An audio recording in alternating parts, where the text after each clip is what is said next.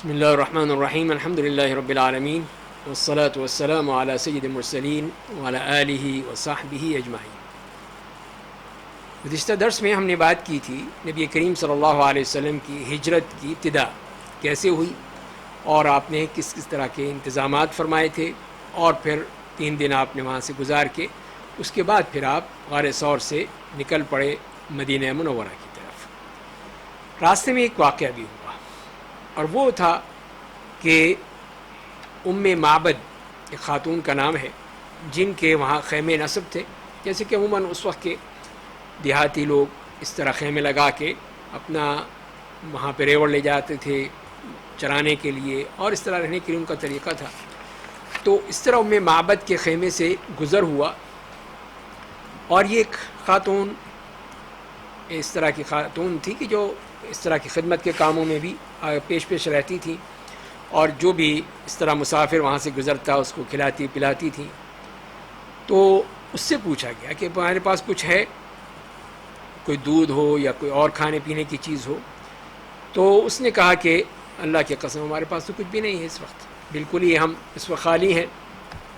اس لیے کہ ایک تو یہ ہے کہ بکریاں بھی اس وقت گئی ہوئی ہیں ساری، اور یہ سال بھی قحط کا سال ہے، اس وقت کھانے کا بھی اتنے ہم نہیں کر سکتے، کچھ کہ ہے نہیں ہمارے پاس۔ تو نبی کریم صلی اللہ علیہ وسلم نے ہی خیمے کے کنارے میں ایک بکری کو دیکھا، تو آپ نے کہا کہ ام معبد یہ بکری کا کیا معاملہ ہے؟ تو وہ کہنے لگی کہ یہ بیچاری تو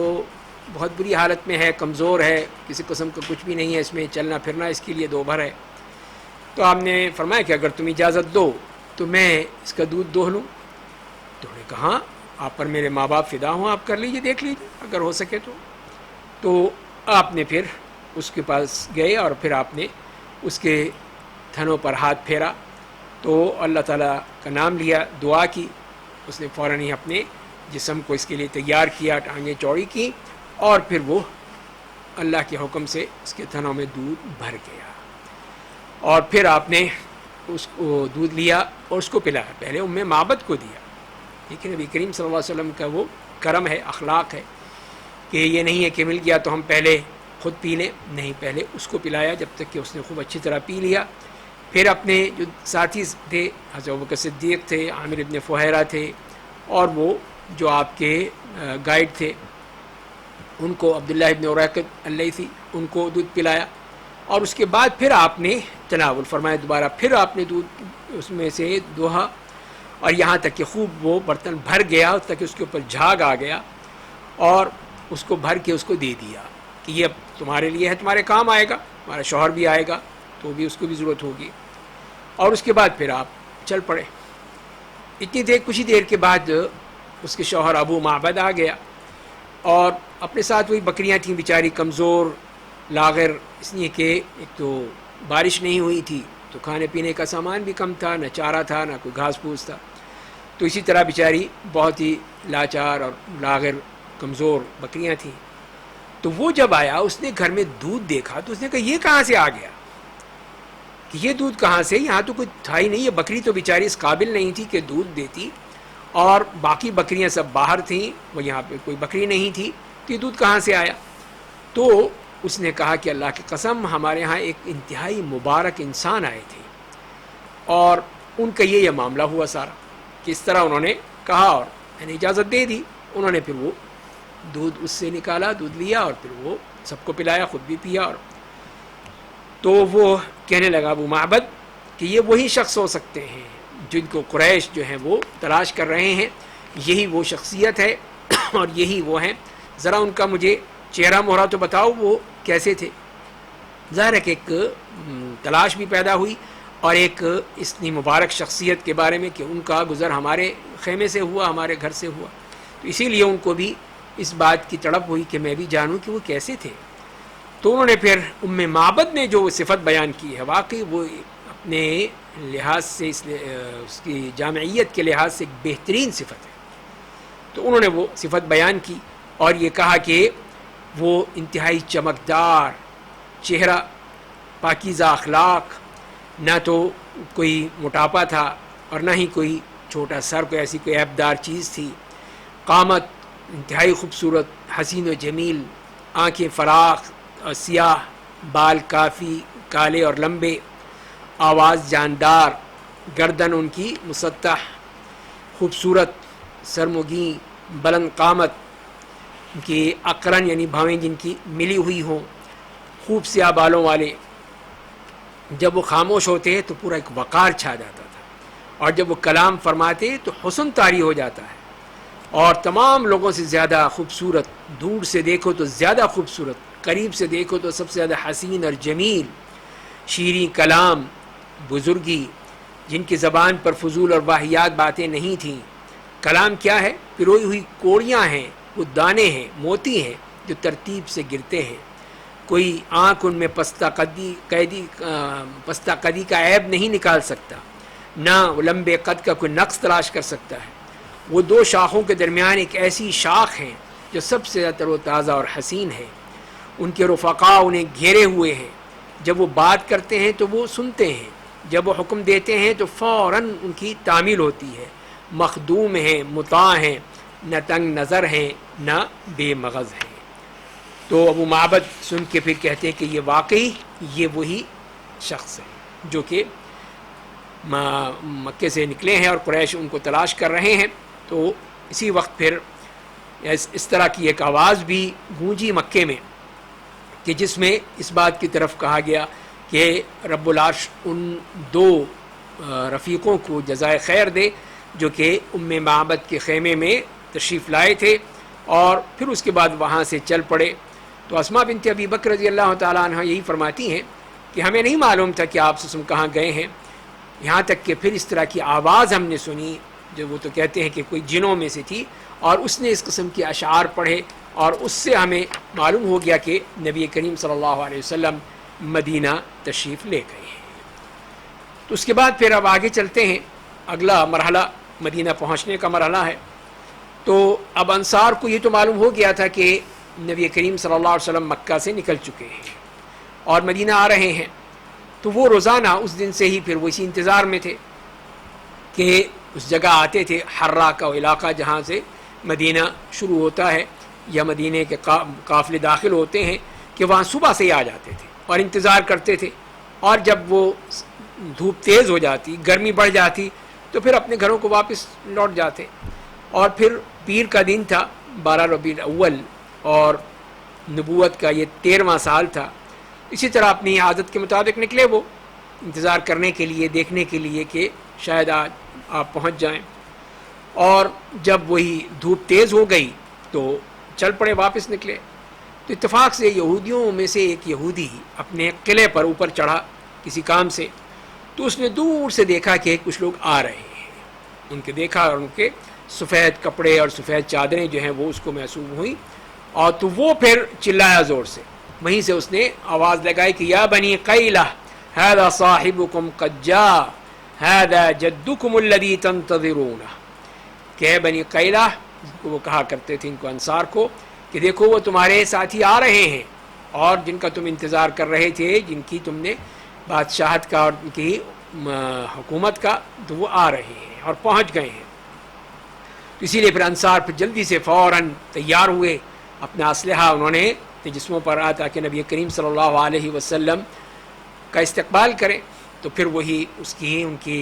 تیاری پوری طرح ہو گئی اور پھر وہاں پہنچے تاکہ نبی کریم صلی اللہ علیہ وسلم کا استقبال کریں. تو بنی عمرو ابن عوف کا علاقہ تھا،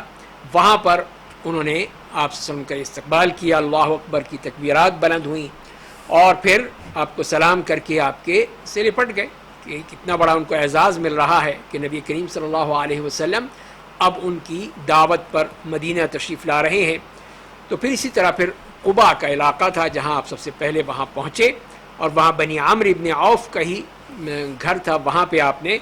آرام فرمایا. اور کلثوم ابن الہدم ایک صاحب تھے، وہاں پر ان کے ہاں آپ اترے اور اس میں وہاں پہ 14 دن وہاں پر رہے اور وہیں پہ پھر مسجد قباء کی تعمیر کی. اور یہ وہ پہلی مسجد ہے جو کہ اسلام میں تعمیر ہوئی، اور نبوت کے بعد آپ کی جو مساجد کی تعمیر کا سلسلہ شروع ہوا تو اس میں یہ پہلی مسجد ہے. 2 ہفتے کے بعد پھر جمعے کا دن آیا تو پھر آپ سوار ہوئے اپنی اونٹنی پر اور چلے پھر مدینے کی طرف. تو راستے میں بنی سالم ابن عوف کا قبیلہ تھا, وہاں جمعے کا وقت آ گیا, تو پھر آپ نے وہاں پر جمعے کی نماز ادا کی, جمعے کی نماز ادا کی, اور آج بھی وہاں پہ مسجد الجمعہ کے نام سے مسجد موجود ہے. پھر اس کے بعد سوار ہوئے اور انہوں نے پھر آپ کی اونٹنی کی لگام بھی پکڑ لی, اور اسی کی طرح آپ کے ساتھ ساتھ وہ کہتے چلے جا رہے تھے کہ آئیے اب یہاں پر آپ کے استقبال کے لیے, آپ کے دفاع کے لیے اتنی بڑی تعداد بھی ہے, اسلحہ بھی ہے, ہر طرح کا دفاع ہے, یہاں پر اب آپ آئیں گے. تو آپ نے پھر اونٹنی کے بارے میں فرمایا کہ چھوڑ دو, اس کو چھوڑ دو, یہ اللہ کے حکم کی پابند ہے, اس کے مطابق چلے گی. تو وہ اس طرح اونٹنی چلتی چلی جا رہی تھی, اور مدینے کا ہر شہری یہ چاہتا تھا کہ آپ اس کے گھر میں تشریف لے آئیں, ادھر آ جائیں, اور آپ یہی کہتے تھے کہ دعوها فإنها مأمورہ, چھوڑ دو, اس کو مت چھیڑو, یہ اللہ کے حکم کی پابند ہے. تو وہ اونٹنی چلتی رہی یہاں تک کہ اس جگہ پہ پہنچ گئی جہاں پہ آج بھی مسجد نبوی قائم ہے, وہاں پہنچ گئی, اور پھر وہاں پہ بیٹھی. پھر اس کے بعد پھر آپ اترے نہیں تھے کہ پھر وہ اٹھ پڑی اور پھر آگے گئی, اور پھر لوٹ کر پھر آئی, اور وہیں پہ اسی جگہ پہ آ کے پھر بیٹھ گئی. تو آپ اترے, اور تو معلوم یہی ہوا کہ یہی علاقہ ہے جو آپ کے ننیہالی رشتہ داروں کا علاقہ ہے, بنی نجار, جن سے تعلق تھا آپ کی والدہ محترمہ کا, حضرت آمنہ کا. تو اسی لیے یہ وہ علاقہ ہے, اور یہی ان لوگوں کے گھر تھے آس پاس. اب آپ کہاں ٹھہریں گے, کس کے گھر میں ٹھہریں گے؟ تو ابو ایوب انصاری نے جلدی سے اس بارے میں سبقت لی, اور آپ کا سامان لے کر اپنے گھر چلے گئے. اور نبی کریم صلی اللہ علیہ وسلم نے فرمایا کہ جو ان کا خاص طور پہ جو کاٹھی تھی وہ تھی, اور وہ سامان سارا لے گئے تھے. تو آپ نے کہا کہ جو جہاں پہ اس کی یہ سامان ہے وہیں پہ وہ اس کا مالک ہونا چاہیے. تو اس طرح پھر وہ وہاں پہ ان کے گھر میں تشریف لے گئے. اور پھر اسد ابن زرارہ رضی اللہ تعالیٰ عنہ, انہوں نے آپ کی اونٹنی کی لگام پکڑی, اور پھر وہ ان کے پاس رہی, اور اس کے بعد پھر یہاں پر آپ صلی اللہ علیہ وسلم کا مقام بن گیا, یہاں پہ آپ کی رہائش کا سامان ہو گیا. تو ابن عباس یہ فرماتے ہیں کہ رسول اللہ علیہ وسلم جب مکہ میں تھے ہجرت کا حکم دیا گیا, اور پھر آپ پر یہ آیات نازل ہوئیں, وَقُلْ رَبِّ أَدْخِلْنِي مُدْخَلَ صِدْقٍ وَأَخْرِجْنِي مُخْرَجَ صِدْقٍ وَاجْعَلْ لِي مِن لَّدُنكَ سُلْطَانًا نَّصِيرًا. سورہ اسراء کی آیت نمبر 80 ہے. تو قتادہ یہی کہتے ہیں کہ اللہ تعالیٰ نے آپ کو مکہ سے نکالا مخرج صدق کہ سچائی کے ساتھ, اور اللہ تعالیٰ کے نبی یہ جانتے تھے کہ یہ صرف اور صرف اللہ تعالیٰ کا حکم تھا, اللہ تعالیٰ کی طرف سے یہ تمام چیزیں مقرر تھیں, مقدر تھیں. تو اسی لیے پھر اللہ تعالیٰ ہی سے مانگا کہ آپ کو وہ سلطان النصیرہ کی مدد کے ساتھ ساتھ وہ آپ کو وہ اقتدار عطا فرما دے. اور آپ نے یہی کہا تھا کہ اریت دار ہجرتکم بصبخۃ ذات نخل بین لابتین, کہ مجھے تمہاری ہجرت کا مقام مجھے دکھا دیا گیا ہے. تو یہ وہ علاقہ ہے جہاں پر یہ نخلستان ہے, کھجوروں کے درخت ہیں, اور دو پہاڑیوں کے درمیان ہے, لابتین, اور لابہ سے مراد وہی کہ دو حرتین, کہ وہی جو سیاہ پتھروں والا علاقہ جو ہے ان کے دو کے درمیان یہ ہے, حرہ شرقیہ اور حرہ غربیہ جو کہلاتے ہیں, ان کے درمیان یہ علاقہ ہے. تو اس طرح پھر یہ مدینے کی بھی نشاندہی اللہ تعالیٰ کی طرف سے کر دی گئی تھی. اور پھر علی ابن ابی طالب رضی اللہ تعالیٰ عنہ نے جب نبی کریم صلی اللہ علیہ وسلم سے پوچھا تو کہ کون ہجرت کرے گا, جیسے روایت کرتے ہیں, تو آپ نے کہا ابو بکر صدیق میرے ساتھ ہوں گے. تو اسی طرح پھر آتا ہے کہ سب سے پہلے جو آئے تھے صحابہ کرام میں سے مدینہ, ان میں مصعب ابن عمیر و ابن ام مکتوم تھے, اور وہ لوگوں کو تعلیم دیتے تھے, قرآن کریم کی تعلیم دیتے تھے. اس کے بعد پھر عمار, بلال اور سعد رضی اللہ تعالیٰ عنہم آئے. ان کے بعد پھر 20 سواروں کے ساتھ عمر بن الخطاب رضی اللہ تعالیٰ عنہ تشریف لائے, اور پھر آئے رسول اللہ صلی اللہ علیہ وسلم. اور پھر لوگوں کے لیے اس دن سے بڑھ کر کوئی خوشی کا دن نہیں تھا کہ سب انتہائی عورتیں, بچے, بوڑھے, بڑے, سب کے سب کہ ھذا رسول اللہ قد جاء, یہ رسول اللہ صلی اللہ علیہ وسلم تو آ چکے ہیں. یہ اتنی خوشی کا سامان تھا جیسے کوئی عید کا دن ہے. اور انس فرماتے ہیں کہ میں اس دن جب مدینے میں داخل ہوا تو اس دن جیسی میں نے چیز نہیں دیکھی, کہ اس دن کتنا وہ شہر مدینہ کتنا خوبصورت تھا، کتنا منور تھا، کتنا بابرکت تھا، کتنا پاکیزہ تھا. اور پھر میں نے اس دن بھی دیکھا اس مدینے کو جس دن آپ اس دنیا سے رخصت ہو گئے، چلے گئے، تو اس دن اس سے زیادہ مجھے تاریک دن کوئی نظر نہیں آیا. اتنی تاریکی اور اتنا اس میں ایک طرح سے عجیب افسوس اور دکھ اور رنج وہاں پہ چھایا ہوا تھا. تو اس طرح پھر آپ ابو ایوب انصاری رضی اللہ تعالیٰ عنہ کے گھر میں آپ نے وہاں پہ رہائش فرمائی، اور اس کے بعد پھر آپ نے مسجد کی تعمیر کا سلسلہ شروع کیا، اور ساتھ ساتھ جو حجرے تھے ازواج مطہرات ان کا انتظام کیا. تو نبی کریم صلی اللہ علیہ وسلم جب کہ آپ ابو ایوب انصاری کے ہی گھر میں تھے تو زید ابن حارثہ اور ابو رافع ان دونوں کو بھیجا. ان کو 2 اونٹ دیے، 500 درہم دیے کہ جائیں مکے جائیں. مکے جا کر وہاں پہ آپ کی دونوں جو بیٹیاں ہیں فاطمہ اور ام کلثوم ان کو لے کر آئیں، اور آپ کی اہلیہ سودا بنت زمعہ، اور اسی طرح اسامہ ابن زید اور ان کی والدہ ام ایمن، اور تو ان کو وہاں سے لے کر آئیں مکے سے تاکہ ان کی ہجرت بھی مکمل ہو. جہاں تک کہ آپ کی صاحبزادی تھیں زینب، تو ان کو پھر ان کے شوہر ابو العاص ابن ربیع نے اجازت نہیں دی تو وہ نہیں آ سکی. اور عبداللہ ابن ابی بکر جو ہیں وہ باقی جتنے بھی حضرت ابو بکر کے خاندان تھا ان سب کو لے کر آئے، ان میں عائشہ بھی تھیں، اور وہ پھر حارثہ ابن النعمان رضی اللہ تعالیٰ عنہ کے گھر انہوں نے قیام کیا. اب ہم دیکھتے ہیں کہ اب ہجرت کے بعد یہاں پہ آپ نے جو انتظامات شروع کیے تھے، اس لیے کہ اب ایک اسلامی مملکت بننی تھی، اسلام کا ایک مقام تیار ہونا تھا. تو سب سے پہلا کام یہ کیا کہ مسجد کی تعمیر شروع کی. اور جیسے کہ ابھی بات ہوئی کہ وہ جگہ جہاں پہ نبی کریم کی اونٹنی بیٹھی تھی اور وہی مسجد کی جگہ تھی، اور وہیں پہ کچھ لوگ نماز پڑھا کرتے تھے اس وقت. اور یہ تھا جو انصار کے 2 یتیم بچے تھے سہل اور سہیل، تو وہاں پہ، اور وہ اسد ابن زرارہ کے زیر کفالت تھے، تو یہ ان کی زمین تھی. اور یہ وہ مربد سے مراد ہوتی ہے کہ وہ جگہ جہاں پہ کھجوروں کو سکھایا جاتا ہے، تو بڑی کھلی جگہ ہوتی ہے تاکہ کھجوریں وہاں پہ ڈال دی جائیں اور وہ سوکھ جائیں تو اس کے بعد ان کو استعمال کیا جائے. تو نبی کریم صلی اللہ علیہ وسلم نے ان سے کہا کہ بتائیں اس کی قیمت کیا ہے، ہم قیمت ادا کر دیتے ہیں تاکہ ہم مسجد. تو انہوں نے کہا کہ ہم آپ کو ویسے دے دیتے ہیں، ہم ہماری طرف سے یہ ایک ہدیہ ہے. تو نبی کریم صلی اللہ علیہ وسلم کہ نہیں، جب تک اس کی قیمت نہیں ادا ہوگی ہم نہیں لیں گے. تو اس کی پھر قیمت ان سے طے ہو گئی 10 دینار کی، اور وہ صرف دیوار تھی، کوئی چھت والا نہیں تھی، کوئی کمرہ نہیں تھا، دیواریں بنی ہوئی تھیں، اور اسی میں ہی لوگ وہاں پہ نماز پڑھا کرتے تھے. اور اس کا قبلہ بھی اس وقت بیت المقدس کی طرف تھا، اور اس میں نماز ہوتی تھی. اور اسد ابن زرارہ جمعہ پڑھاتے تھے نبی کریم صلی اللہ علیہ وسلم سے آنے سے پہلے. اور وہاں پہ اس علاقے میں، اسی جگہ پہ، ظاہر ہے کہ بڑا کھلا میدان سا تھا، اس میں درخت بھی تھے، کچھ کھنڈرات تھے، کچھ کھجور کے درخت تھے، کچھ مشرکوں کی قبریں تھیں. تو آپ صلی اللہ علیہ وسلم نے کہا قبروں کو ان کو اکھاڑ دو، اور جو یہ کھنڈرات ہیں ان کو برابر کر دو، اور یہ جو درخت ہیں یا کھجور کے درخت ہیں یا دوسرے ہیں ان سب کو کاٹ کے مسجد کے قبلہ رخ جو ہے وہ اس کو لگا دو. اور اس طرح پھر جو اس کا قبلہ کی طرف جو اس کی دیوار بنا دی گئی تو وہ پہ تقریباً 100 بازو تھی. 100 ذراع کا لفظ آتا ہے، 100 بازو اس طرح کرتے ہیں، تو اس طرح کے قریب اس کی تھی. اور پھر اسی طرح اس کے دونوں جانب جو ہیں وہ دیواریں بنا دیں، اور اس کی جو بنیاد تھی تقریباً وہ 3 ذراع گہری تھی.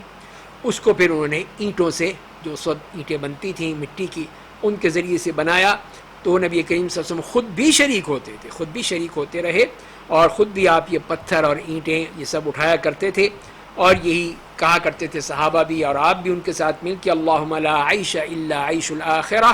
فاغفر للانصار والمہاجرہ. اور یہ فرماتے کہ هذا الحمال لا حمال خیبر هذا ابر ربنا واطہر. اسی طرح سب وہ پڑھتے رہتے تھے اور یہی کہتے تھے کہ لئن قعدنا والرسول يعمل لذاك منا العمل المضلل. یہ کیسے ہو سکتا ہے کہ نبی ہم سب بیٹھے رہیں اور نبی کریم سے ہم عمل کریں؟ نہیں، ہم بھی آپ کے ساتھ کریں گے. اور اس طرح پھر اس کا قبلہ بھی بیت المقدس کی طرف کیا اور اس کے 3 دروازے بنائے.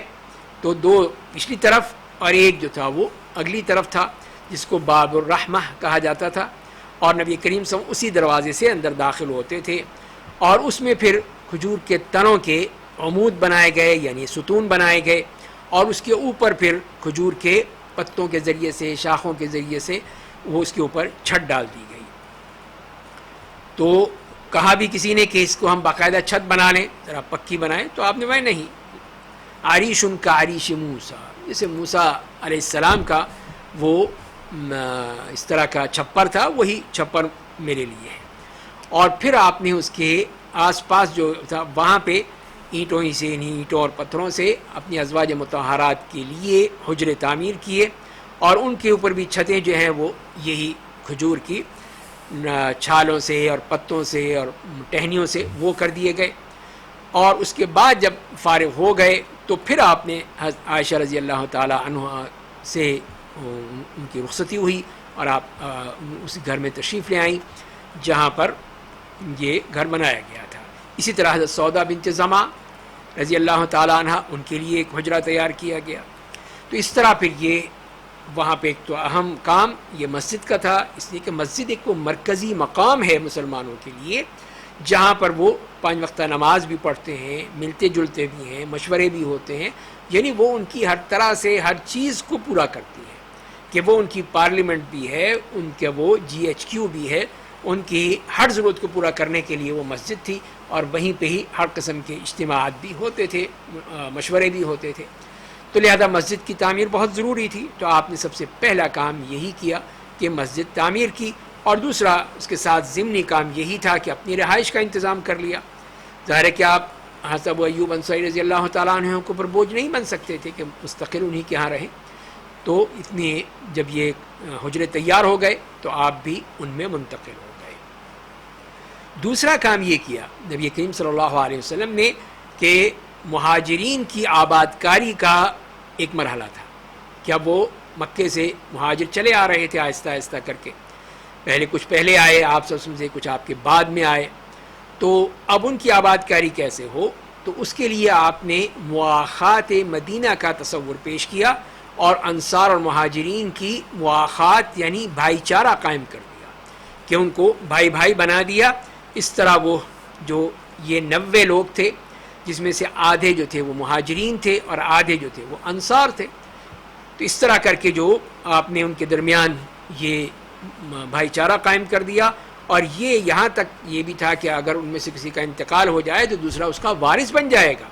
یہاں تک کہ وراثت کے بھی احکام دے دیے، یہاں تک کہ پھر وہ جب یہ آیت نازل ہوئی وَأُولُو الْأَرْحَامِ بَعْضُهُمْ أَوْلَىٰ بِبَعْضٍ فِي كِتَابِ اللَّهِ، تو پھر یہ اس طرح کی وراثت کا معاملہ ختم ہو گیا، صرف وہ بھائی چارہ ہی رہ گیا، وہی آپ نے باقی رکھا۔ تو اس طرح پھر آپ صلی اللہ علیہ وسلم نے ان بھائیوں کو آپس میں جو بھائی چارہ بنا دیا، اس کے ذریعے سے یہ مسائل حل ہو گئے، اور وہ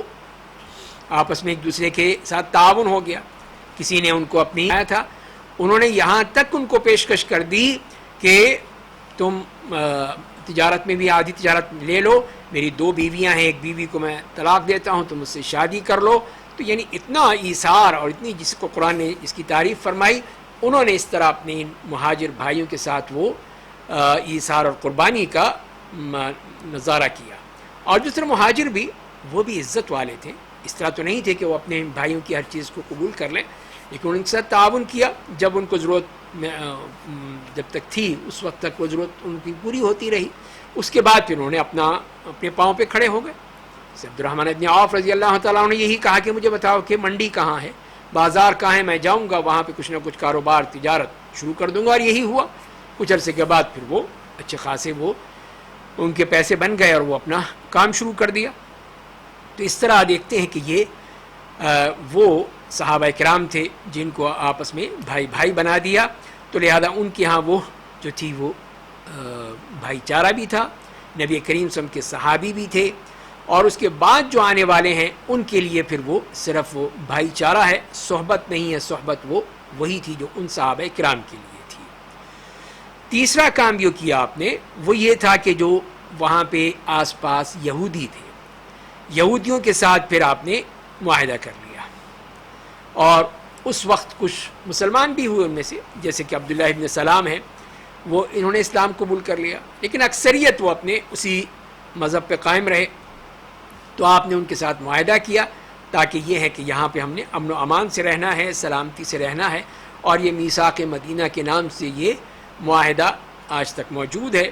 کہ اس میں دیکھا جا سکتا ہے کہ نبی کریم صلی اللہ علیہ وسلم کتنی حکمت کے ساتھ اور کتنے بہترین انداز سے وہاں پہ سارے انتظام کیے۔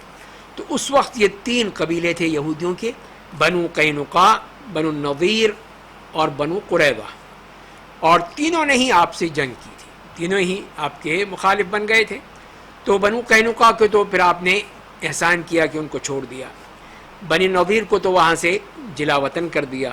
اور بنو قریظہ کا معاملہ زیادہ سخت تھا، تو اسی لیے ان سب کو، مردوں کو قتل کر دیا گیا، ان کے عورتیں اور بچوں کو غلام بنا لیا گیا۔ تو جیسے کہ سورہ حشر میں بنی نضیر کے بارے میں آیا ہے، سورہ احزاب میں بنو قریظہ کے بارے میں آیا ہے، تو اس طرح پھر ان کا یہودیوں کا معاملہ بھی یہاں پہ چلتا رہا۔ تو یہ انہوں نے ہی جب یہ معاہدے توڑے تو پھر ان کے ساتھ وہ سلوک کیا گیا جس کے وہ اصل مستحق تھے۔ اور یہاں پر آپ نماز پڑھتے رہے بیت المقدس کی طرف سے، جیسے کہ سلسلہ چلا آ رہا تھا، اور چاہتے یہی تھے کہ اب خانہ کعبہ کی طرف رخ کر کے میں نماز پڑھوں۔ اور آپ نے کہا بھی جبریل علیہ السلام سے کہ میرا دل یہی چاہتا ہے کہ اللہ تعالیٰ میرا چہرہ جو ہے وہ یہودیوں کے قبلے سے خانہ کعبہ کی طرف اللہ تعالیٰ موڑ دے مجھے۔ تو انہوں نے یہی کہا کہ میں تو بندہ ہوں اللہ کا، میں تو کچھ نہیں کر سکتا، آپ اپنے رب سے دعا کیجئے، اسے کہیے۔ اسی لیے پھر آپ اسی طرح ہی اللہ تعالیٰ سے یہ دعا مانگتے تھے، اپنا چہرہ بار بار آسمان کی طرف دیکھتے تھے۔ تو قرآن نے یہی فرمایا کہ قد نرى تقلب وجهك في السماء فلنولينك قبلة ترضاها فول وجهك شطر المسجد الحرام۔ تو اس طرح پہ اللہ تعالیٰ کا حکم آ گیا کہ اب آپ اپنا چہرہ خانہ کعبہ کی طرف، مسجد الحرام کی طرف کر لیجئے۔ اور یہ ہوا تقریباً 16 ماہ کے بعد، مدینہ آنے کے بعد 16 ماہ تک اسی طرح آپ نماز پڑھتے رہے بیت المقدس کی طرف، اس کے بعد پھر مسجد الحرام کی طرف۔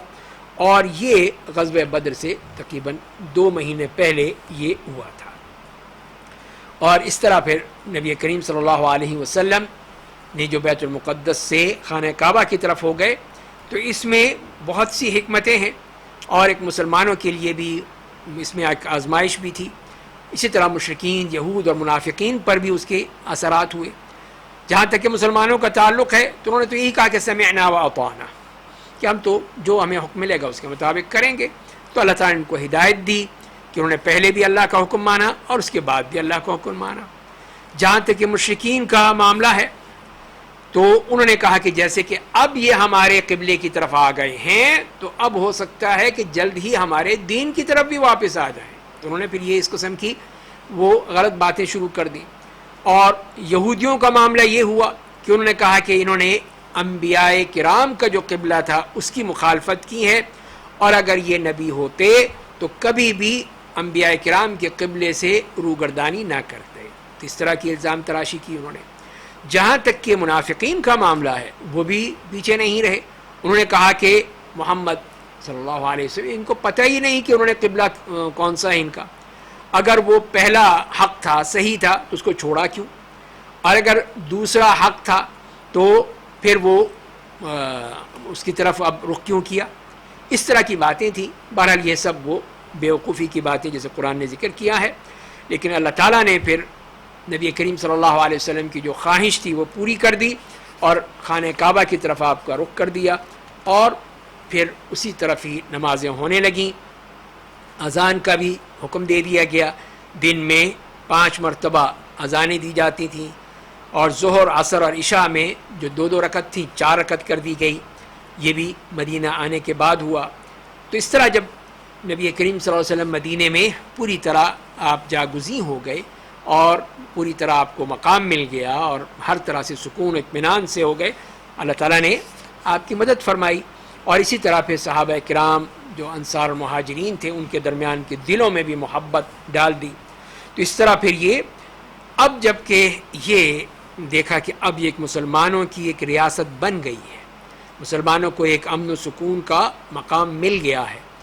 تو ظاہر ہے کہ دشمنوں کو تو یہ چیز نہیں بھاتی، دشمن تو اس میں بالکل پریشان ہو گئے، بے چین ہو گئے کہ یہ کیا ہوا، ایک تو کہ نئی طاقت ابھر رہی ہے جو کہ ہمیں کہیں سے کہیں لے جائے گی، تو لہذا پھر کس طرح ہم اس کا مقابلہ کریں. تو اس کے بعد ہی پھر اللہ تعالیٰ کی طرف سے اجازت آ گئی، اجازت بھی آ گئی کہ اذن للذین یقاتلون بانہم ظلموا وان اللہ علی نصرہم لقدیر، جیسے سورہ حج میں آتا ہے. تو اس طرح پھر آپ کو اجازت دے دی گئی کہ اب کوئی موقع آئے تو اب آپ ان کے ساتھ قتال کریں گے، جہاد کریں گے، ان مشرکین کفار اور ان دشمنوں کا جو اللہ کے دشمن، اللہ کے رسول کے دشمن ہیں، تو ان کے ساتھ اب آپ کو اجازت دی جاتی ہے. اور پھر اللہ تعالیٰ نے قتال فرض کر دیا ان کے اوپر. تو پہلے مرحلے میں صرف ان پر جو آپ سے قتال کریں گے، آپ سے جنگ کرنے کے لیے آئیں گے، آپ اپنا دفاع کرنے کا حق رکھتے ہیں، اور پھر ان کے ساتھ جنگ کریں گے کہ وَقَاتِلُوا فِي سَبِيلِ اللَّهِ الَّذِينَ يُقَاتِلُونَكُمْ، جو تم سے قتال کرتے ہیں تو ان کے ساتھ تم بھی قتال کرو. اور اس کے بعد پھر دوسرا مرحلہ یہ تھا کہ جتنے بھی مشرکین تھے، اللہ اور رسول کی دشمنی کرتے تھے، ان کو پھر وہ جہاد کرنا، ان سے قتال کرنے کی اجازت دے دی گئی. اور یہ فرض کر دیا گیا کہ ان میں سے اب کوئی بھی ایسا پائے جائے، کیا جائے تو اس کو ختم کر دیا جائے گا، اس کو قتل کر دیا جائے گا. تو اس سے معلوم یہ ہوا کہ یہ جہاد کا یہ حکم جو کہ ایک مسلمان پر فرض عین ہے، یا تو دل سے کرے، یا زبان سے کرے، یا مال سے کرے، یا ہاتھ سے کرے، تو جو بھی اس کا موقع ہے اس کے مطابق اس نے وہ جہاد کرنا ہے. تو جہاد بالنفس جو کہ فرض کفایہ ہے کہ آدمی اپنے نفس سے جہاد کرے، اور پھر مال سے ہے، اس کے بارے میں بھی اللہ تعالیٰ نے بار بار ذکر کیا ہے قرآن کریم میں، انفروا خفافا وثقالا وجاہدوا باموالکم وانفسکم فی سبیل اللہ ذلکم خیر لکم ان کنتم تعلمون، سورہ توبہ کی آیت نمبر 41. اور اسی طرح سورہ صف کی آیت نمبر 10 میں فرمایا کہ یا ایھا الذین آمنوا هل ادلکم علی تجارۃ تنجیکم من عذاب علیم تؤمنون باللہ ورسولہ وتجاہدون فی سبیل اللہ باموالکم وانفسکم ذلکم خیر لکم ان کنتم تعلمون یغفر لکم ذنوبکم ویدخلکم جنات تجری من تحتها الانہار ومساکن طیبۃ فی جنات عدن ذلک الفوز العظیم. تو بتا دیا کہ اسی سے تمہاری جہنم سے بھی تمہاری نجات ہے، گناہ معاف کر دیں گے اور جنت میں داخلہ مل جائے گا. اور اس کے ساتھ ساتھ یہ بھی فرمایا کہ اگر تم یہ کرو گے تو تمہارے لیے ایک اور خوشخبری بھی ہے، وَأُخْرَىٰ تُحِبُّونَهَا، وہ کیا ہے؟ نصر من اللہ وفتح قریب، اللہ کی مدد اور ایک قریبی فتح. اور اسی طرح سورہ توبہ میں بھی اس کے بارے میں اس طرح تفصیل سے بتا دیا کہ ان اللہ اشترى من المؤمنین انفسهم واموالهم بان لهم الجنہ، کہ اللہ تعالیٰ نے مومنوں سے ان کی جانیں خرید لی ہیں اور مال بھی خرید لیے ہیں، اس کے بدلے ان کو جنت ملے گی. تو یہ ان کو دے دیا کہ یہ اس طرح یہ مسلمان تیار رہیں کہ اللہ اور اس کے رسول کے دشمنوں کے ساتھ، ان مشرکین، ان کفار، ان کے ساتھ وہ قتال کریں. اور اس میں اگر ہم تفصیل میں جائیں تو بہت وقت چاہیے کہ قرآن کریم میں بھی اور احادیث میں بھی اس کے جو فضائل بیان کیے گئے، مناقب بیان کیے گئے، وہ بہت سارے ہیں، بہت تفصیل سے اس پر گفتگو ہے. اور اسی میں مسلمانوں کی عزت ہے، مسلمانوں کی تمکنت ہے، قوت ہے، طاقت ہے اور ان کی بلندی ہے. اور یہی مسلمان اسی وقت ہی اس طرح پوری طرح ایک سپر پاور تھے جب کہ وہ اللہ اور اس کے رسول کے حکم کے مطابق ان دشمنوں سے، ان مشرکین اور ان کفار سے جنگ کیا کرتے تھے، جہاد کیا کرتے تھے. آئیے اب چلتے ہیں پھر نبی کریم صلی اللہ علیہ وسلم کی طریقہ کار کیا تھا، کس طرح اس میں آپ کے معمولات کیا تھے، وہ ہم دیکھتے ہیں. پہلی بات تو یہ ہے کہ آپ یہی کوشش کرتے تھے کہ جہاں پہ بھی قتال ہو وہ صبح سے ہی ہو، دن کے شروع ہوتے ہی. اور اسی طرح سفر میں بھی جیسے آپ کا یہی طریقہ تھا کہ آپ جلدی نکلنا چاہتے تھے، گھر سے نکلتے تھے. اور اسی طرح جنگ کرنے میں بھی یہی چاہتے تھے کہ اور اس لیے کہ جنگی وہ دو بدو ہوتی تھی. اور زیادہ اگر مؤخر کیا بھی آپ نے تو زوال شمس تک، زوال آفتاب تک کیا ہے، جب کہ ہوا چلنے لگے اور پھر اللہ تعالیٰ کی مدد بھی نازل ہوتی ہے. اسی لیے پھر نبی کریم صلی اللہ علیہ وسلم نے جس کے بارے میں فرمایا کہ اس ذات کی قسم جس کے قبضے میری جان ہے کہ اللہ کی راہ میں جو بھی اس طرح زخمی ہوتا ہے، اور اللہ تعالیٰ جانتا ہے کون ہے اس کی راہ میں، تو قیامت کے دن وہ آئے گا کہ اس کے وہ خون اسی طرح بہہ رہا ہوگا، اسی طرح خون کا یعنی اس کا رنگ خون کا رنگ ہوگا، لیکن اس کی خوشبو مشک کی خوشبو ہوگی۔ اور اسی طرح ایک اور روایت میں اس طرح آتا ہے کہ اللہ کے نزدیک 2 قطروں سے بڑھ کر کوئی قطرہ نہیں ہے، ایک تو وہ کہ راہ میں خون کا قطرہ ہے جو بہتا ہے، اور یہی 2 وہ اثرات ہیں جو ہوتے ہیں، تو اللہ کی راہ میں جو انسان کے اوپر کوئی نشان لگتا ہے، اور یا وہ نشان جو اللہ تعالیٰ کے فرائض ادا کرتے ہوئے کوئی نشان لگتا ہے، تو یہ اللہ تعالیٰ کو بہت ہی پسند ہے۔ اور ایک اور حدیث میں اس طرح فرمایا کہ کوئی بھی بندہ جو انتقال کرتا ہے اور اس کے پاس کوئی خیر ہے تو وہ یہی پسند کرے گا کہ وہ پھر واپس لوٹے دنیا میں تاکہ وہ خیر حاصل کر سکے، خاص طور پہ جو اللہ کی راہ میں شہید ہوتا ہے، اور چاہے اس کو دنیا و ما فیہا سب کچھ مل جائے، لیکن وہ یہی چاہے گا کہ وہ آئے اور دنیا میں سوائے شہید کے، یعنی دوسرا تو کوئی نہیں چاہے گا، لیکن شہید یہی چاہے گا کہ وہ واپس لوٹے، اور جو اس نے فضیلت دیکھی، جو مقام دیکھا، جو اللہ کے یہاں مرتبہ دیکھا، تو وہ یہی پسند کرے گا کہ پھر واپس لوٹے اور پھر اسی طرح جہاد میں شریک ہو، اسی طرح شہید ہو، اور چاہے وہ 10 مرتبہ اس طرح اس کو کرنا پڑے تو وہ پھر اس کو پسند کرے گا۔ اور ام حارثہ بنت نعمان جب ان کے صاحبزادے شہید ہو گئے بدر میں، تو انہوں نے پوچھا رسول اللہ صلی اللہ علیہ وسلم سے کہ میرا بیٹا کہاں ہے؟ تو آپ نے فرمایا کہ انہ فی الفردوس الاعلی، وہ تو فردوس اعلیٰ میں اس وقت اس مقام پہ ہے، تم روتی کیوں ہو اس پر؟ تو یہ دیکھیے کہ یہ ان کا مقام ہے، اللہ تعالیٰ نے بتایا دی۔ اسی طرح بے شمار احادیث ہیں جس میں ہم دیکھتے ہیں کہ نبی کریم صلی اللہ علیہ وسلم نے ان شہداء کے بارے میں خوشخبری دی تھی، اور وہ خوشخبریاں ان کو ملیں گی انشاءاللہ۔ اور پھر نبی کریم صلی اللہ علیہ وسلم اپنے صحابہ کرام سے بیعت لیا کرتے تھے، یعنی ایک طرح سے وعدہ لیا کرتے تھے کہ وہ جنگ کے دوران بھاگیں گے نہیں اور پیچھے مڑ کے نہیں دیکھیں گے، بلکہ آگے ہی چلیں گے، اور جنگ میں پوری طرح جیسے کہ اللہ تعالیٰ نے بتایا ہے، حکم دیا ہے، اس کے مطابق ہی کریں گے۔ اور یہاں تک کہ بعض دفعہ موت کے معاملے میں کہ اب جانیں بھی قربان کرنی ہوں گی، اس پر بیعت کرتے تھے، اور اسی طرح جہاد پر بیعت کرتے تھے، جیسے اسلام پر بیعت کرتے تھے، اور آپ نے ہجرت پر بیعت کی لوگوں سے فتح مکہ سے پہلے، توحید پر ان سے بیعت کی کہ وہ اللہ کی وحدانیت کا اقرار کریں گے، اللہ اور اس کے رسول کی اطاعت پر کاربند رہیں گے،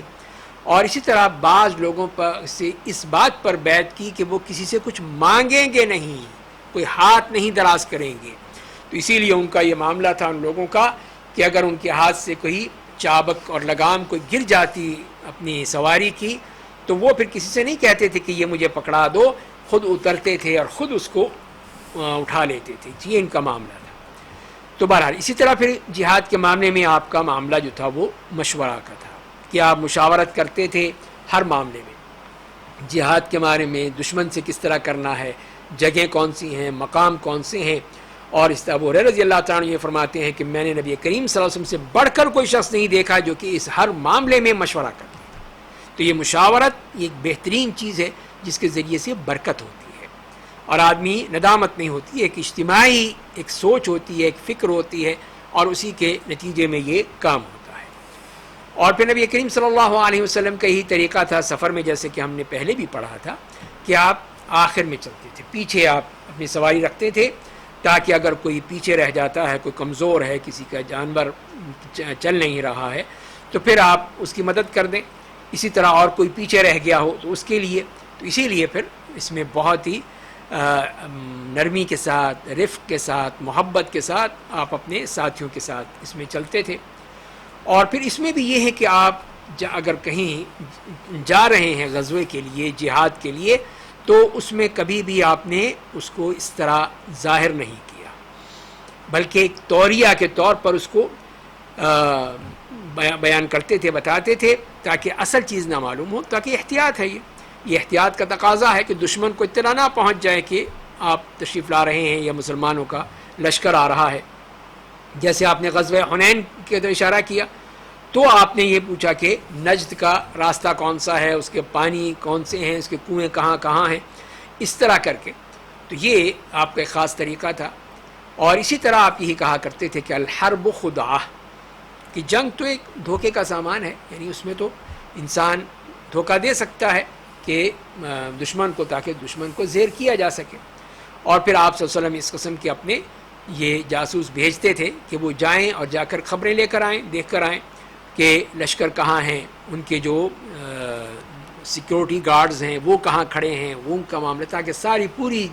جو تصویر ہے آپ کے سامنے رہے اور آپ اسی کے مطابق اپنی جو حکمت عملی ہے، اسٹریٹجی ہے، اس کو پھر آپ مرتب کرتے تھے پوری معلومات کے ساتھ۔ اور پھر یہی نہیں کہ صرف ان چیزوں پر ہی کوئی آپ کا انحصار تھا کہ جب پھر دشمن کے سامنا ہونے لگتا تھا یا قریب پہنچتے تھے تو اللہ سے دعا کے لیے مصروف ہو جاتے تھے، اللہ تعالیٰ سے مدد مانگتے تھے، کثرت سے ذکر کرتے تھے، صحابہ کرام سے بھی کہتے تھے اور اپنے آہستہ آہستہ ذکر الہی بھی کرتے رہیں اور پھر اپنی فوج کو باقاعدہ مرتب کرتے تھے۔ اور اس میں ایک درمیان میں تو وہ لوگ ہیں جو کہ جنگجو ہیں، جنہوں نے اصل جنگ کرنی ہے، اور اس کے دائیں بائیں وہ اس کے وہ حصے ہیں کہ جن کو میمنہ اور میسرہ کہا جاتا تھا، تو ان کو رکھا جاتا تھا کہ وہ خاص موقع پر ان کی باری آتی تھی، وہ اس میں جنگ میں شریک ہوتے تھے، اور اسی طرح پھر جنگ کے لیے آپ پوری تیاری کرتے تھے۔ یہ نہیں ہے کہ اس پہ اللہ پر ایمان نہیں تھا، لیکن یہ چیزیں بھی اسباب کا بھی ہمیں کہا گیا ہے، تو آپ پھر وہی زرہ پہنتے تھے، اور بعض دفعہ دو پہنی ہیں آپ نے، پھر اس طرح آپ کے لیے وہ جھنڈے اور وہ انتظامات ہوتے تھے تاکہ اس سے معلوم ہو کہ مسلمان کہاں ہیں۔ اور پھر اگر کسی پر آپ فتح پا لیتے تو اس علاقے میں 3 دن وہیں پہ ٹھہرتے تھے، 3 دن وہیں ٹھہرتے، اس کے بعد پھر واپس لوٹتے تھے۔ اور اگر کوئی حملہ کرنے کا ارادہ ہوتا بھی کسی بھی علاقے کا، تو رات میں اگر پہنچے ہیں تو انتظار کرتے تھے، صبح تک دیکھتے تھے کہ اگر وہاں پہ اذان کی آواز آ رہی ہے، مطلب کہ مسلمان موجود ہیں، اس کا مطلب یہ ہوا یا وہ مسلمان ہیں، تو یہ اذان ان کو بتاتی تھی کہ یہ یہاں مسلمان ہیں، تو آپ پھر وہاں پہ حملہ نہیں کرتے تھے۔ اور یہ بھی ہوتا تھا کہ آپ نے کئی دفعہ ان کو رات پہ حملہ کیا ہے، کئی دفعہ دن میں حملہ ہوا ہے، اور اسی طرح آپ یہ بھی پسند فرماتے تھے کہ جمعرات کے دن نکلیں دن میں، اور اسی طرح پھر آپ کے جو لشکر ہے ان کو بھی آپ کہتے تھے کہ سب وہ مل کر چلیں، اتنا یہ کہ اگر چادر بھی ڈالی جائے تو سب کو پوری ہو جائے، یعنی بکھرے ہوئے نہ ہو، ایک اتحاد ہو، ایک قوت ہو، ایک معلوم ہو کہ ایک مرتب چیز ہے۔ اور اس کے بعد جب صفوں کی ترتیب، اور ان کے بعد خود اپنے ہاتھ سے کرتے تھے، اپنے خود آپ ان کی ترتیب بناتے تھے، تمام فوجیوں کی کس طرح انہیں کرنا ہے، صف بندی کیسے کرنی ہے، کسی کو آگے ہے کسی کو پیچھے کھڑا کرنا ہے، یہ سب آپ خود کیا کرتے تھے۔ اور پھر یہی چاہتے تھے کہ ہر شخص جو ہے وہ پھر اسی اپنی قوم کے جھنڈے کے لیے، ان کے جھنڈے بھی الگ بنا دیے اپنے اپنے قوم قبیلے، تاکہ اس سے بھی وہ پہچانے جائیں۔ اور پھر جب دشمن سے پھر مٹبھیڑ ہو جاتی تو پھر آپ یہ دعا کیا کرتے تھے کہ اللہم منزل الکتاب ومجری السحاب وہازم الاحزاب اہزمہم وانصرنا علیہم۔ اور یہ بھی آپ پڑھا کرتے تھے یہ آیت، سیہزم الجمع ویولون الدبر بل الساعة موعدهم والساعة ادہا وامر۔ اور یہ کہا کرتے تھے کہ اللہم انزل نصرک، اور یہ فرماتے تھے کہ اللہم انت عبدی وانت نصیری وبک اقاتل۔ اور جب بہت ہی جنگ اپنے جوبن پر آ جاتی اور خود خوب قتال شروع ہو جاتا تو خود آپ تشریف لے جاتے دشمن کی طرف، اور پھر یہ لڑنے کے لیے آپ بھی شریک ہوتے، اور یہ کہتے تھے کہ انا النبی لا کذب انا ابن عبد المطلب، میں نبی ہوں، کوئی جھوٹا نہیں ہوں، عبد المطلب کا بیٹا ہوں۔ تو اس طرح پھر وہ آپ بھی اسی جنگ میں شریک ہوتے، اور حتیٰ کہ شدت جنگ میں لوگ جو تھے آپ سے یعنی ایک طرح سے وہ دفاع حاصل کرتے تھے کہ آپ کے پیچھے رہیں تاکہ وہ بچتے رہیں، اور حتیٰ کہ آپ دشمن کے بالکل قریب تک پہنچ جاتے تھے۔ اور ایک اور اہم چیز جو نبی کریم صلی اللہ علیہ وسلم سے ملتی ہے ہمیں، کہ آپ نے پھر جنگ میں صحابہ کرام کے درمیان ایک خفیہ کوڈ یا پاس ورڈ مقرر کر رکھا تھا، تاکہ اگر کوئی اس طرح اندھیرا ہو جائے، تاریکی ہو جائے، نہ پہچانا جا سکے، منہ جو ہے لپیٹا ہوا ہو، تو اس کوڈ ورڈ کے ذریعے سے پھر آپس میں ایک دوسرے سے یعنی تعارف حاصل کیا جائے گا، سمجھ جائے گا کہ میرا بندہ ہمارا ہے۔ جیسے ایک دفعہ آپ کا یہ جو کوڈ ورڈ تھا امت یہ تھا، بعض مرتبہ تھا کہ یا منصور، اور ایک دفعہ تھا کہ حامیم لا ینصرون۔ اس طرح کر کے یہ ہر مسلمان کو یہ اپنا کوڈ ورڈ یاد ہوتا تھا. تو اب جب بھی وہ ملتا تو وہ کوڈ ورڈ پوچھتا تھا کہ اپنا تم وہ کوڈ بتاؤ. اس سے پتہ چل جاتا تھا کہ یہ ہمارا ساتھی ہے, ہمارے لشکر کا ہے. ظاہر ہے کہ جو دشمن ہے اس کو تو نہیں معلوم. اور اسی طرح جیسے ابھی بات ہوئی کہ نبی کریم صلی اللہ علیہ وسلم وہ زرہ بھی پہنتے تھے, وہ سر پہ جو خود ہوتا ہے وہ پہنا کرتے تھے, تلوار لٹکاتے تھے, اور اسی طرح نیزہ ہے, تیر کمان ہے, یہ پوری طرح آپ اس کے لیے رہتے تھے. اور وہ ڈھال بھی ساتھ رکھتے تھے. اور جنگ میں آپ نے یہ کبھی پسند نہیں کیا کہ اس میں کوئی سستی کا مظاہرہ, بلکہ اس میں تو آپ چاہتے تھے کہ آدمی کو چلے تو پوری طرح تیار ہو کے, کس لیے کہ وہ اللہ کی راہ میں جنگ کر رہا ہے. تو اسی لیے فرمایا کرتے تھے کہ ان منها ما يحبه اللہ, اس میں سے وہ چیزیں ہیں جو اللہ پسند کرتا ہے, اور اس میں سے وہ چیزیں ہیں جو اللہ پسند نہیں کرتا ہے. فاما الخيلاء التي يحبها الله فاختيال الرجل بنفسه عند اللقاء, اور اس میں جو انسان اللہ تعالیٰ پسند کرتا ہے کہ انسان اکڑ کر چلے, وہ یہ موقع ہے اس وقت کہ جب دشمن سے ہمارا مقابلہ ہے, دشمن سے ہم آمنا سامنا ہے, اس وقت ہر مسلمان کو اکڑ کے چلنا ہے.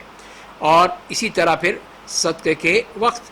اور جو چیز اللہ تعالیٰ کو ناپسند ہے اس قسم کی اکڑاہٹ اور غرور و تکبر, تو جو کہ عام حالات میں ہو, وہ اللہ تعالیٰ کو پسند نہیں ہے. تو اسی لیے اس موقع پر یہ اللہ کو بہت ہی پسند ہے کہ مسلمان پوری طرح تیار ہو کے اور اکڑ کر آئیں تاکہ ان کی قوت کا بھرپور مظاہرہ ہو. اور آپ صلی اللہ علیہ وسلم نے جنگ میں ایک دفعہ طائف کی جنگ میں منجنیق کا بھی استعمال کیا. تو منجنیق وہ ایک توپ تھی اس وقت کی کہ جس کے اندر وہ پتھر, بڑے بڑے پتھر بھر کے وہ اس طرح پھینکے جاتے تھے کہ وہ دور تک جا کے مار کرتے تھے. تو یہ ایک طریقہ تھا.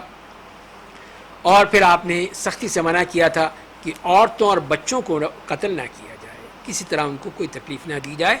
کہ ان کو مار دیا جائے, نہیں. یہ آپ کی سختی سے تھی.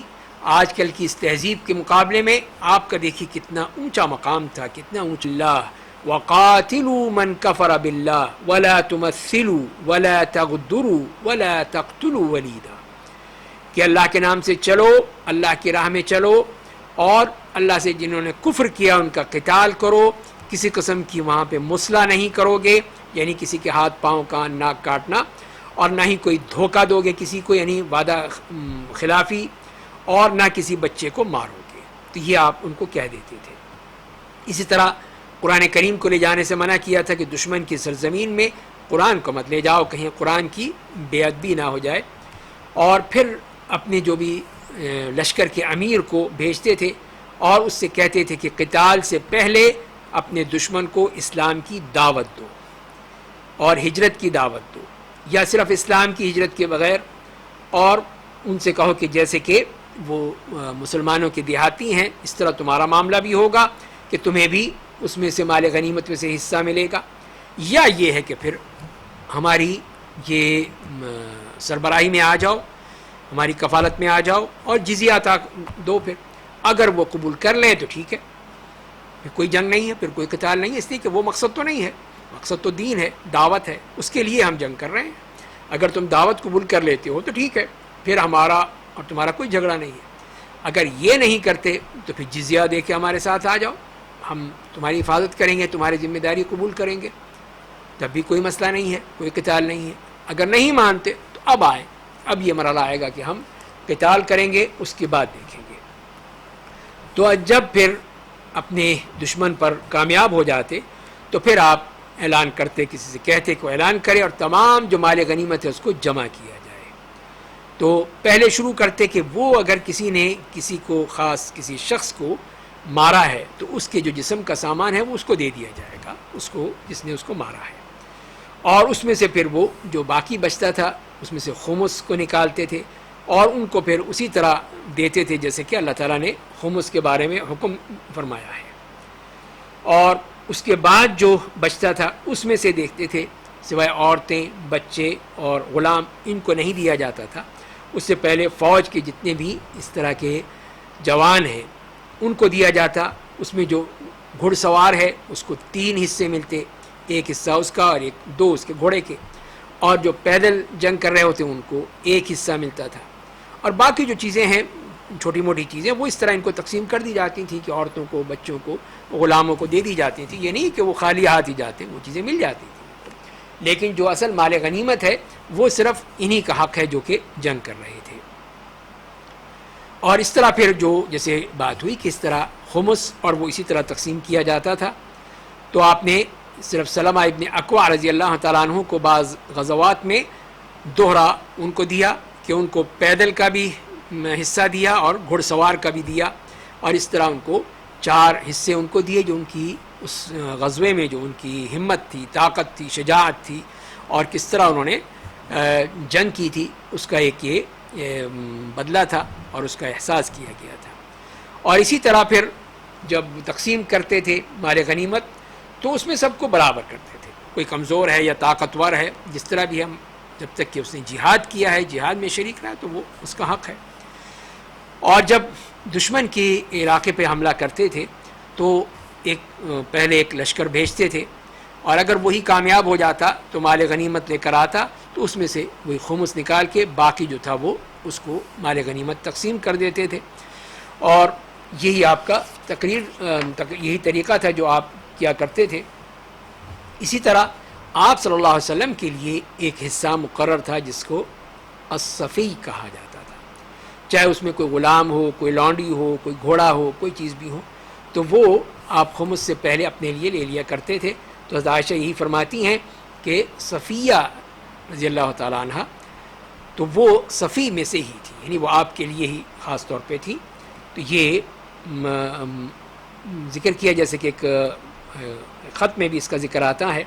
کہ آپ نے بنی زہیر ابن عقیش کو خط لکھا تھا کہ ان کو کہا تھا کہ اگر تم اس بات کی گواہی دو کہ اللہ کے سوا کوئی معبود حقیقی نہیں ہے اور محمد صلی اللہ علیہ وسلم اللہ کے رسول ہیں، نماز قائم کرو، زکوٰۃ ادا کرو اور پھر مال غنیمت میں سے خمس ادا کرو اور جو نبی کریم صلی اللہ علیہ وسلم کا حصہ ہے وہ اور الصفی کا حصہ وہ تم ادا کرو تو تمہارے لیے امان ہے اللہ کی، اللہ کے رسول کی. تو یہ اس بات کی دلیل ہے کہ یہ خاص طور پہ حصہ تھا جو کہ نبی کریم صلی اللہ علیہ وسلم کے لیے تھا. اور پھر یہ صفی میں سے ہی آپ کی وہ تلوار تھی ذوالفقار جو آپ کے پاس ہمیشہ رہتی تھی، تو یہ بھی اسی میں آپ کو ملی تھی. اسی طرح جو مسلمانوں میں سے کوئی اس میں نہیں آ پاتا تھا کسی عذر کی بنا پر تو آپ اس کا حصہ بھی رکھتے تھے. جیسے غزوہ بدر میں آپ نے حضرت عثمان ابن عفان رضی اللہ تعالیٰ عنہ کا حصہ رکھا تھا، اس لیے کہ وہ اپنی اہلیہ حضرت رقیہ بنت رسول اللہ صلی اللہ علیہ وسلم ان کی تیمارداری میں مصروف تھے، وہ بیمار تھیں، وہ ان کے ساتھ تھے، اس میں شریک نہیں ہو سکے تھے. تو آپ نے یہی کہا مسلمانوں سے کہ عثمان جو ہیں وہ اللہ کی حکم سے، اللہ کے رسول کے حکم سے ہی مصروف ہیں، اسی میں لگے ہوئے ہیں، تو لہذا پھر ان کا بھی حصہ اس میں رکھا جائے. اور پھر اسی طرح ان چیزوں میں جو بھی لیتے تھے، مال غنیمت تھا، یہ کچھ تھا، اس میں پھر اس کی لین دین وہ بھی ہو سکتی تھی، آپس میں ایک دوسرے سے تبادلہ کر لیتے تھے، کوئی چیز لے لی، خرید لی، دے دی، اس طرح کر کے یہ چیزیں بھی آپس میں کرتے رہتے تھے جیسے کہ صحابہ کرام کا طریقہ تھا. اور پھر اسی طرح جو لشکر آپ بھیجا کرتے تھے اس میں بعض دفعہ تو یہ ہے کہ وہ سارے گھڑ سوار ہوتے تھے، بعض دفعہ یہ ہے کہ وہ پیدل وہی سپاہی ہوتے تھے. اور جو بھی آتا تھا بعد میں مسلمانوں کی مدد کرنے کے لیے، تعاون کرنے کے لیے، تو ان کو بھی پھر آپ دیتے تھے، لیکن فتح کے بعد پھر دیتے تھے. اور اسی طرح جو اس میں ذی القربہ کا حصہ ہے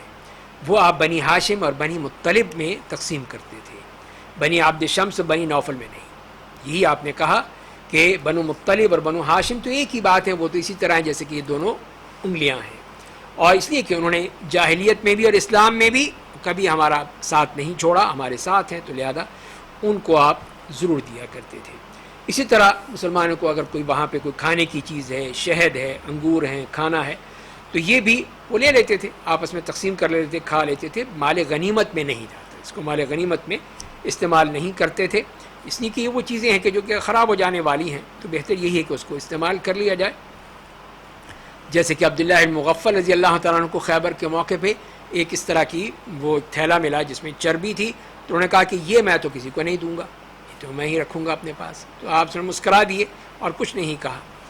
اور اسی طرح ابن ابی اوفا سے پوچھا گیا کہ کیا تم نبی کریم صلی اللہ علیہ وسلم کے عہد میں کھانے کو بھی تقسیم کیا کرتے تھے، کھانے کی چیزیں. تو انہوں نے کہا کہ ہمیں خیبر کے موقع پہ، غزوہ خیبر میں ہمیں اس طرح کی کھانے کی چیزیں ملی، اور جو بھی تھا تو جو شخص آتا لے جاتا اس میں سے جو اس کی ضرورت ہوتی اور وہ استعمال کر لیتا. تو اس کا یہی مطلب یہ ہے کہ وہ اس قسم کی کوئی بھی چیز ہو، کھانے پینے کی ہو، تو وہ آپ صلی اللہ علیہ وسلم نے صحابہ کرام کو ان کی ضرورت کے مطابق دے دیتے تھے. اس کو مال غنیمت میں تقسیم نہیں کیا جاتا تھا. تو یہی نبی کریم صلی اللہ علیہ وسلم کی اس کی وہ معمولات ہیں جو آپ نے اس میں اپنے جہاد میں رکھے ہیں. اور اس سے معلوم ہوتا ہے کہ جہاد کے موقع پر آپ کا یہ اخلاق، آپ کا یہ بہترین انداز، بہترین اسلوب، جس میں ایک انسانیت کا بھی احساس موجود ہوتا ہے، جس میں ایک فتح کا بھی احساس ہے، جس میں لوگوں کا بھی خیال ہے، ان تمام چیزوں کو سامنے رکھا گیا ہے. صرف خون ریزی مقصود نہیں ہے، صرف کشور کشائی مقصود نہیں ہے. اصل چیز اللہ کے دین کو پہنچانا ہے، اللہ تعالیٰ کی دعوت دینا ہے. اللہ تعالیٰ ہمیں نبی کریم صلی اللہ علیہ وسلم کی سیرت کو سمجھنے اور اس پر عمل کرنے کی توفیق عطا فرمائے. وآخر دعوانا ان الحمد للہ رب العالمین.